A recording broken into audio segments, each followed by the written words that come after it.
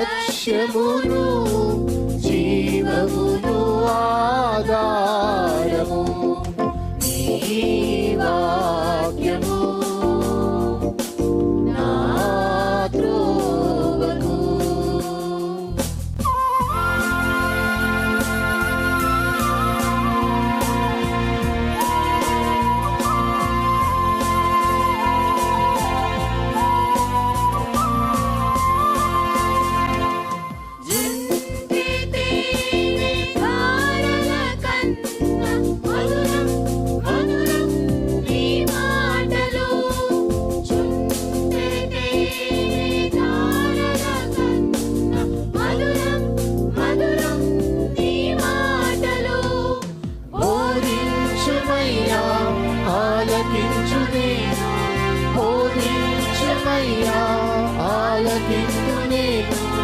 అనుసరింతునయ్యా ఆత్మశక్తితో, అనుసరింతునయ్యా.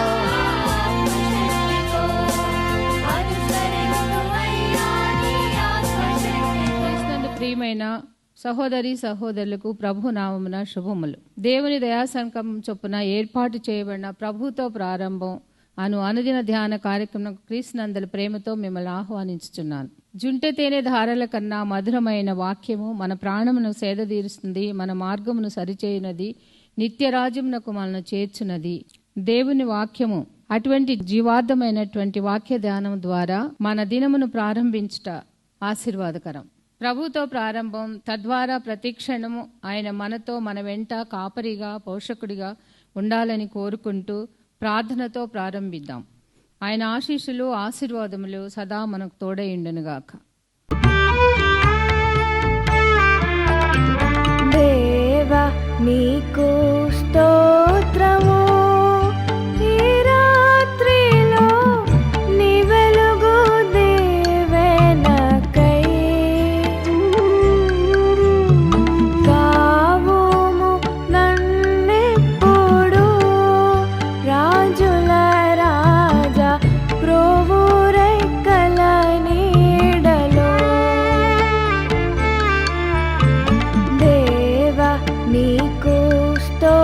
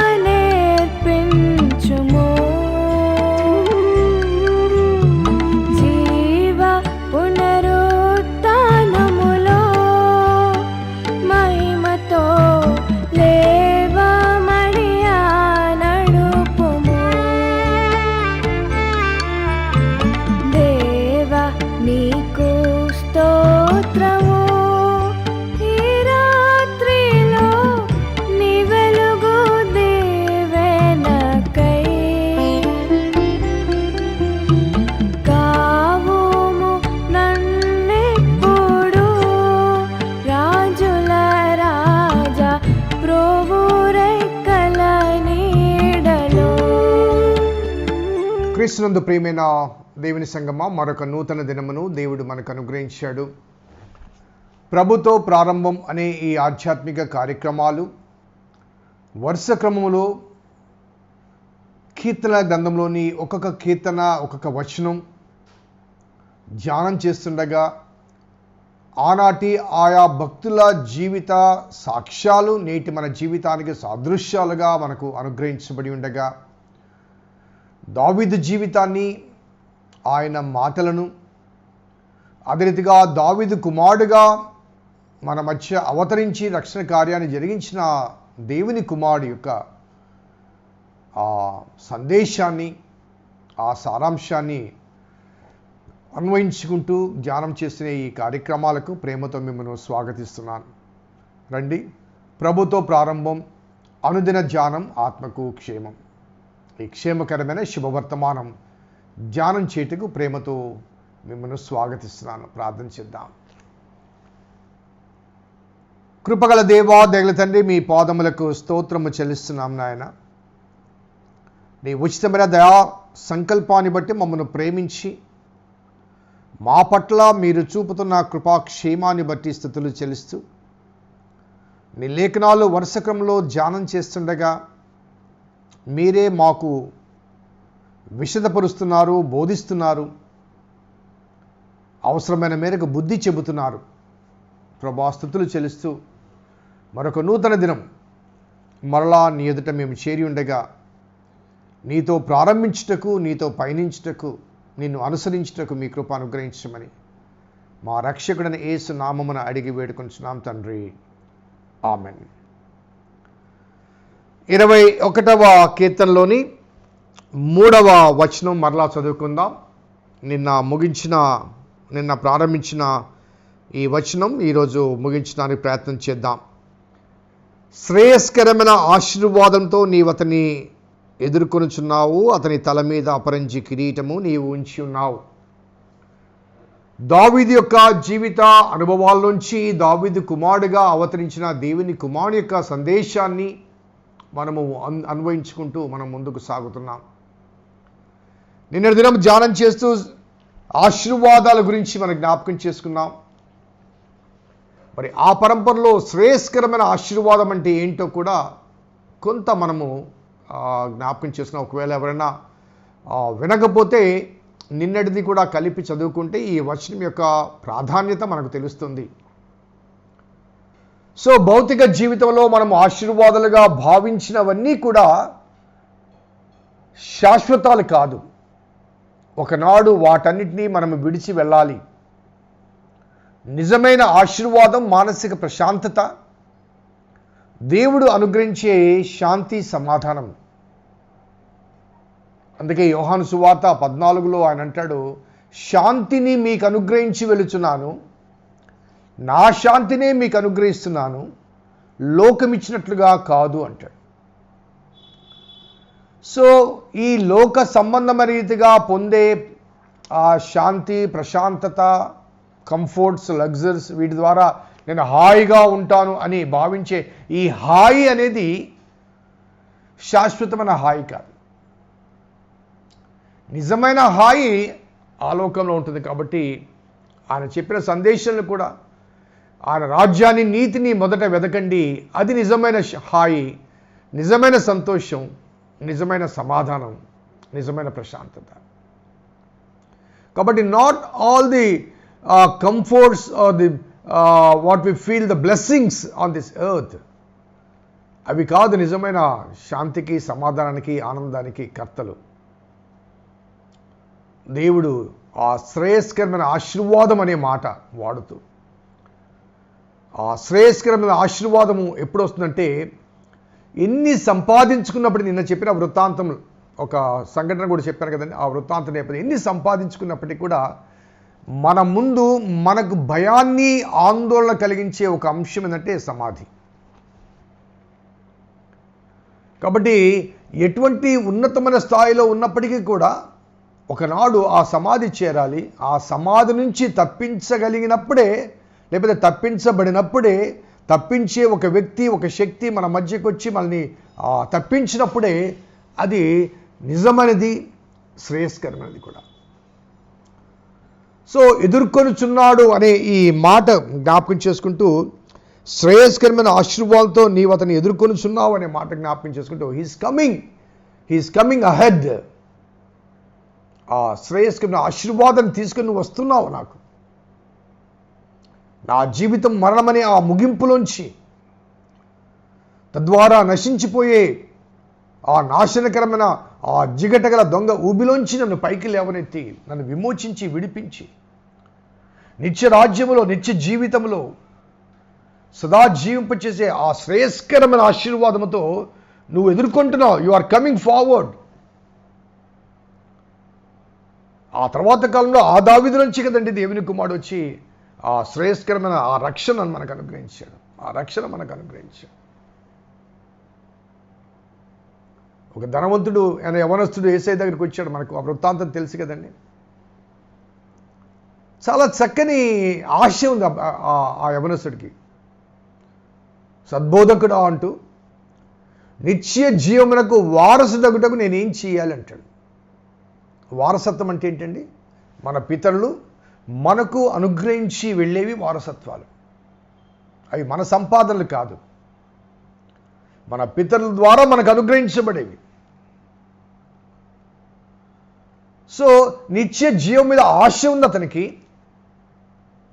So వారసత్వంగా సంపాదించి ఇచ్చినటువంటి ఆ ఆస్తులు, ఐశ్వర్యాలు, ధనము అంతా ఉంది. వాటి మీద వ్యామోహం కూడా ఉంది. కానీ ఒక వెలితి ఉంది. ఇవన్నీ కూడా ఒకనాడు విడిచిపెట్టాలి కదా. వీటితో పాటుగా ఆ నిత్య జీవము అనగా చావులేని జీవితం నాకు కావాలి కదా. అది పొందాలంటే ఏం చేయాలి? What shall I do? ఎంత ఇమ్మంటావు చెప్పు, ఎన్ని కోట్లు ఇమ్మంటావు చెప్పు. నేను తరచుగా చెప్తున్నారు, కరోనా టైంలో కోట్లు ఖర్చు పెట్టి పోయిన వాళ్ళు ఉన్నారు కదండి. సో ఆ అన్నీ ఉన్నప్పటికీ కూడా ఆ దిగులు, ఆ వెలితి తన హృదయంలో ఉంది. కాబట్టి ఆ దిగులు పోవాలంటే ఆ నిత్య జీవాన్ని సంపాదించుకోవాలి. సంపాదన అనే మాట వాడతారు. సంపాదించుకోవడం నేను ఏం చేయాలి? అది సంపాదించుకునేది కాదండి. అట్ ద సేమ్ టైం వారసత్వం కాదు. రక్షణ అనేది వారసత్వం కాదు, వ్యక్తిగతం. నీ తాతను బట్టి, నీ ముత్తాతను బట్టి, నీ తాత బిషప్ కావచ్చు, ముత్తాత కాపరి కావచ్చు, ఇంకేదైనా కావచ్చు. Unless until you have a personal relationship with God, unless until you maintain a right relationship with God, నీ వ్యక్తిగతమైందండి రక్షణ. కాబట్టి అది వారసత్వంగా వచ్చేది కాదు. అదే రీతిగా మరి మనం సంపాదించుకునేది కాదు, మనం సమర్పించుకునేది.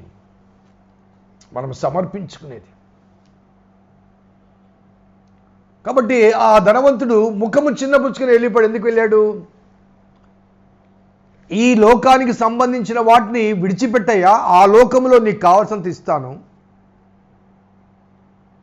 అనగా నిజంగా ఇమ్మని కాదు. అతని మనస్సు దేవునికి తెలుసు కాబట్టి, అతని మనస్సు దేని మీద కేంద్రీకృతమైందో తెలుసు కాబట్టి, అతడు దేవునిలోకి రావటానికి ఏది అవరోధంగా, ఆటంకంగా ఉందో దేవునికి తెలుసు కాబట్టి, ఆ ఆటంకంగా ఉన్నదాన్ని వదిలిపెట్టు.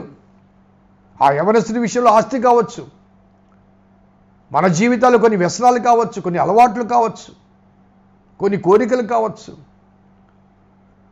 దేవునికి భిన్నమైన ప్రతి ప్రవర్తన కావచ్చు. అది విడిచిపెట్టి నన్ను వెంబడించమంటున్నాడు. చాలాసార్లు మన జీవితాల్లో we cannot leave certain things. కొన్ని ఎమోషన్స్ కానీ, లేకపోతే కొన్ని ఆశలు కానీ, కొన్ని కోరికలు కానీ. ఈనాటి ప్రపంచ భయంకరత్వానికి గల కారణం ఏంటంటే కోరికను అదుపులో ఉంచుకోలేకపోవడం. తనకు ఎన్ని ఉన్నప్పటికీ కూడా ఇంకా కావాలని ఆశ. ఆ హవ్వ ద్వారా మనకు అనుగ్రహించబడిన ఒక రక్త సంబంధం అది. అన్నీ ఉన్న ఆ పండే కావాలనుకుంది.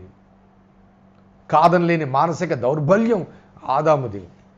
ఇద్దరు కలిసి తిన్నారు, మరణాన్ని తెచ్చారు. కోరికను అదుపులో చేసుకోలేకపోవడం. సో ఇటువంటి ఈనాటి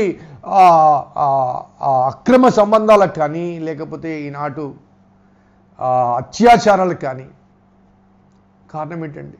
దేవుడు ఒక సరైన క్రమాన్ని ఇచ్చాడు. వైవాహిక జీవితం ఒక క్రమాన్ని ఇచ్చాడు. ఆ క్రమాల్లోంచి అక్రమ సంబంధాలకు వెళ్ళిపోయారు. దౌర్జన్యాలు, దోపిడీలు, దొంగతనాలు కదండి. కాబట్టి దాన్ని వదలలేకపోయాడు. కాబట్టి ఆ యవనస్తుడు దేన్ని వదులుకోవాల్సి వచ్చింది? ఆ నిత్య స్వాస్థ్యాన్ని వదులుకోవాల్సి వచ్చింది. He doesn't realise how much he was losing. ఆ తర్వాత ఒక 30, 40, 50, 60, 70, 100 సంవత్సరాలకు అతను వెళ్ళిపోతాడు. అవన్నీ కూడా వెళ్ళిపోతాయి, తనతో రావు. ఆ తర్వాత వచ్చేవన్నీ కూడా అక్కడ ఉన్నాయి. కాబట్టి అవి తీసుకో, ఇవి వదిలిపెట్టు అన్నాడు ఆయన. అవి తీసుకో, ఇవి వదిలిపెట్టు అన్నాడు. నువ్వు అడిగేది అదే కదా, అదే ఇస్తాను నేను, కానీ వదిలిపెట్టు అన్నాడు. ఒక కథనంలో ఎక్కడ ఉంది కదండి, సాక్షులు మురిగ్గా ఉన్నారా బాబు, ఆ సాక్షులు మార్చుకోరా అంటే మార్చుకున్నానంటే జోలో పెట్టుకొని వస్తాడు.